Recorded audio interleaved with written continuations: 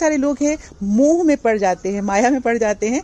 मैं भी शुरू में पड़ जाती थी कि ये फूल खिल गया तो जब तक ये सूख के फूल जो है नीचे गिर ना जाए तब तक मैं इसे नहीं छोड़ती थी।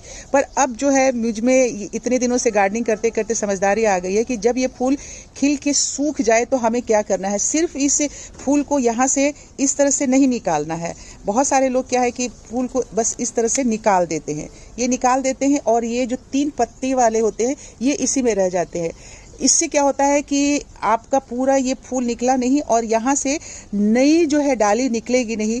क्योंकि मैंने पहले भी एक वीडियो बनाया था, आपको बताया था कि किसी भी पौधे में जब तक फूल सूख जाने के बाद पूरे उसकी वहाँ से डाली से पिंचिंग ना कर दें, फूल नहीं खिलते हैं। तो इसलिए सिर्फ इस तरह से निकाल के और अगर आपने ये स्टार छोड़ दिया तो उस पौधे को ये संकेत नहीं मिलेगा कि सूखे हुए फूल हटा दिए गए हैं और मुझे यहाँ से नई डाली निकालनी है, क्योंकि नई डाली में ही फिर से फूल खिलेंगे। तो अगर आपने यहाँ से ये सूख गया, सूख जाने के बाद आपने पूरे के पूरे इसे इस तरह से करके निकाल दिया तो आप ये देखें कि अभी ये बाकी के फूल हैं और जब ये तीनों बाकी के भी फूल खिल जाएंगे इस तरह से देखिए कि बीच बीच में जहाँ जहाँ फूल खिलते जाते हैं मैं उसमें को वहाँ से तोड़ के ये हटाती जाती हूँ।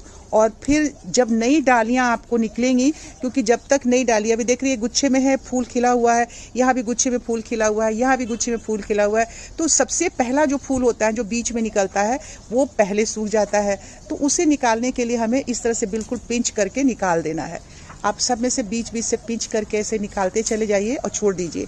और जब पूरा का पूरा फूल आपका सूख जाए तब आप इसके पूरे बंच को ही यहाँ से तोड़ के निकाल दीजिएगा। जैसे यहाँ पे फूल खिल गया था, यहाँ से मैंने निकाल दिया था, तो अब यहाँ से फिर से 2 डाली निकल रही है। अब जो 2 डाली निकलेगी उसमें अब नए फूल खिलेंगे, कलियाँ बनेंगी। तो इस तरीके से हमें सारे जितने भी फूल खिल के ख़त्म हो जाते हैं उसकी डेड हेडिंग कर देनी चाहिए।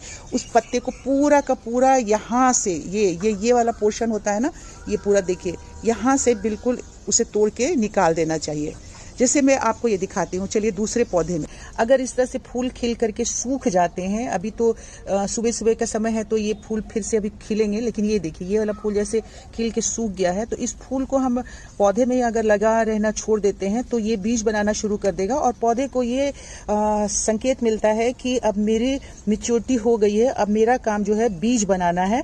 तो वो उसके बाद फूल को जन्म देना छोड़ देता है। तो इसलिए जब तक आप कम से कम चाहते हैं तो फूल खिलता रहे आपके पौधे में, जब तक कि उसका सीज़न ऑफ नहीं हो तब तक आप फूल खिलने के बाद जब सूख जाए तो इस तरीके से उसे तोड़ के निकाल दीजिए और फिर इंतज़ार कीजिए दूसरा फूल खिले।